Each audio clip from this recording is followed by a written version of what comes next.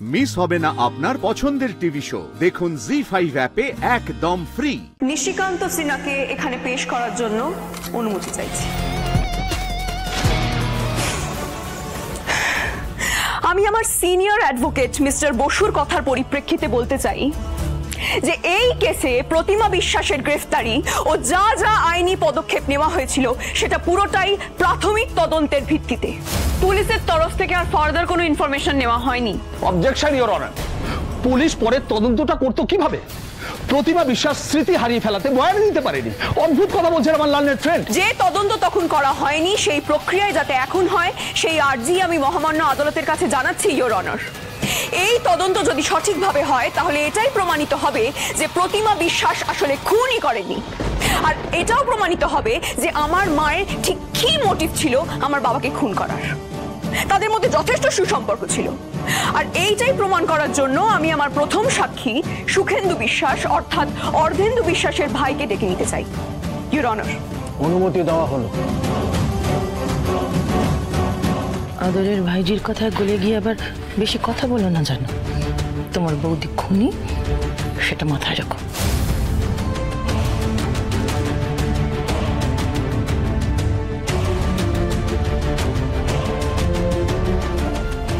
বলুন সুখেন্দু বাবু, প্রতিমা বিশ্বাস এবং অর্ধেন্দু বিশ্বাসের মধ্যে ঠিক কেমন সম্পর্ক ছিল? খুব ভালো সম্পর্ক ছিল, খুব ভালো। আসলে ধর্মাবতার ওই মধ্যবিত্ত পরিবারে স্বামী স্ত্রী মিলে যেমন একটা সুখের সংসার হয় ঠিক সেরকম ছিল আসলে। দেখলেন তো ধর্মাবতার, সাক্ষী নিজ মুখেই বললেন যে প্রতিমা বিশ্বাস এবং অর্ধেন্দু বিশ্বাসের মধ্যে এমন সম্পর্ক ছিল না যাতে প্রতিমা বিশ্বাস অর্ধেন্দু বিশ্বাসকে খুন করে। ধর্মাবতার, আমি সাক্ষীকে কিছু প্রশ্ন করতে চাই। You can proceed.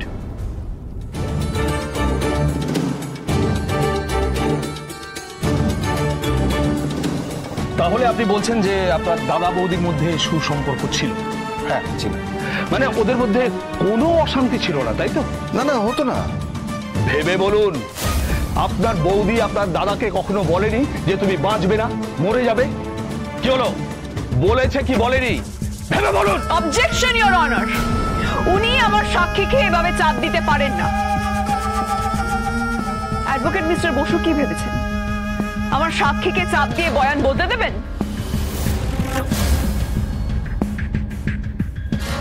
হ্যাঁ, ঝগড়া হতো ঝগড়া।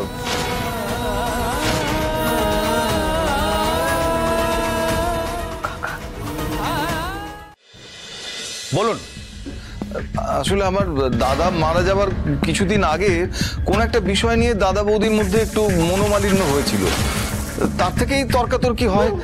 কিন্তু ধর্মাবতার, আমি কখনো বিশ্বাস করি না যে এর জন্য আমার বৌদি এত বড় ভয়াবহ একটা কিছু কাজ করবে। মানে এটা আমি তখনও বিশ্বাস করিনি, এখনো বিশ্বাস করি না ধর্মাবতার। প্রয়োজনের তুলনায় বেশি কথা বলবেন না। তার মানে আপনি স্বীকার করছেন যে অভিযুক্ত আপনার বৌদি প্রতিমা বিশ্বাস আপনার দাদার সঙ্গে বাদানুবাদে জড়িয়ে ছিল? হ্যাঁ, কিন্তু আমি আর কোনো কিন্তু নেই ধর্মাবতার। তাহলে ধরে নেওয়া যায় যে এই বাদানুবাদ থেকেই রাগরোষ, আর সেখান থেকেই প্রতিমা দেবী ওনার স্বামীকে খুন করেছেন। Motive clear? কখনো না, এইভাবে মন গড়া মোটিভ ভেবে নেওয়া যায় না অ্যাডভোকেট বোস। আমি মন গড়া কিছুই বলছি না, যে সমস্ত প্রমাণ উঠে আসছে আর সাক্ষীরা যা বলছে তার ভিত্তিতে বলছি। ধর্মাবতার, আমার এই প্রমাণকে আরো জোরালো করার জন্য আমি আমার পরবর্তী সাক্ষী সুখেন্দু বিশ্বাসের স্ত্রী বাণী বিশ্বাস, যিনি আবার প্রতিমা বিশ্বাসের ছোট জা, তাকে কাঠগড়ায় ডাকার অনুমতি চাই। অনুমতি দেওয়া হলো।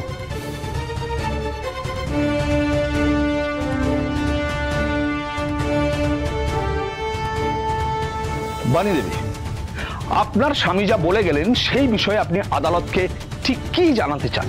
মানে আপনার ভাসুর আর যার মধ্যে কি অশান্তি হতো? অশান্তি কি বলছেন হুজুর? খুনোখুনি বলুন, খুনোখুনি। সারাদিন শুধু চিৎকার চেঁচামেচি, চিৎকার চেঁচামেচি। আমি শুধু ভাবছি, ওই মেয়ে মানুষ যে স্বামীর টাকায় খেলো পড়লো, সেই দেবতুল্য মানুষটাকে নাকি খুন করে ফেললো।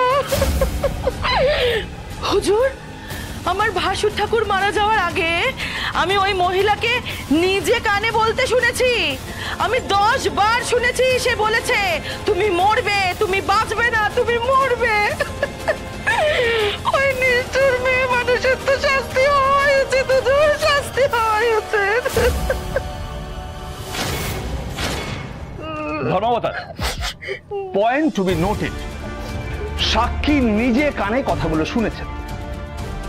ধর্মাবতার, সাধারণ ঝগড়া হওয়ার সময় কি আমরা মরে যাওয়ার কথা বলি? বলি না। প্রতিমা দেবী ওনার স্বামীকে হুমকি দিয়ে এমন কোনো কাজ করাতে চাইছিলেন যে কাজ ওনার স্বামী করতে চাইছিলেন। তাই ওনার স্বামীর জন্মদিনে ওনার স্বামীকে পায়েসের সঙ্গে বিষ মিশিয়ে খুন করেছে প্রতিমা দেবী।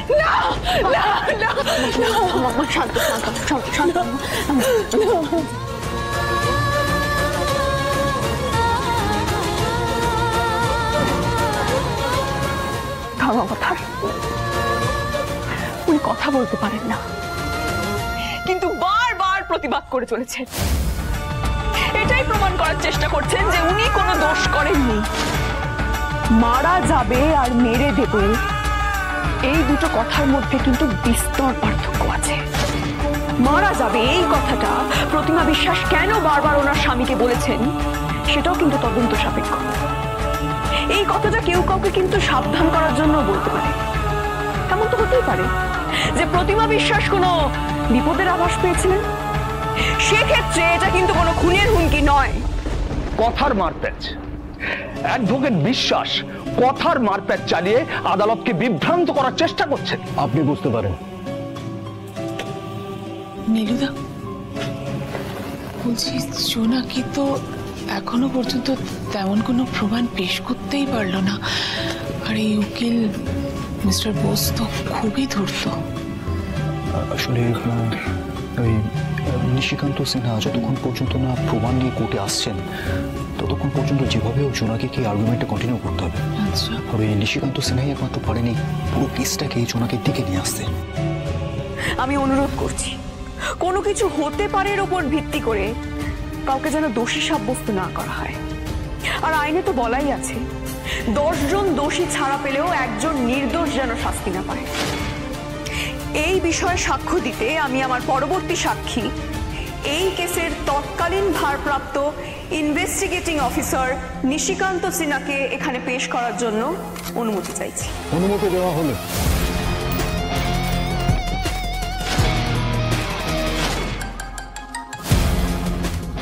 এই মুহূর্তে আদালত বিরতির জন্য স্থগিত রাখা হচ্ছে। বিরতির পর পরবর্তী সাক্ষীর বয়ান শোনা হবে। The court is adjourn till then.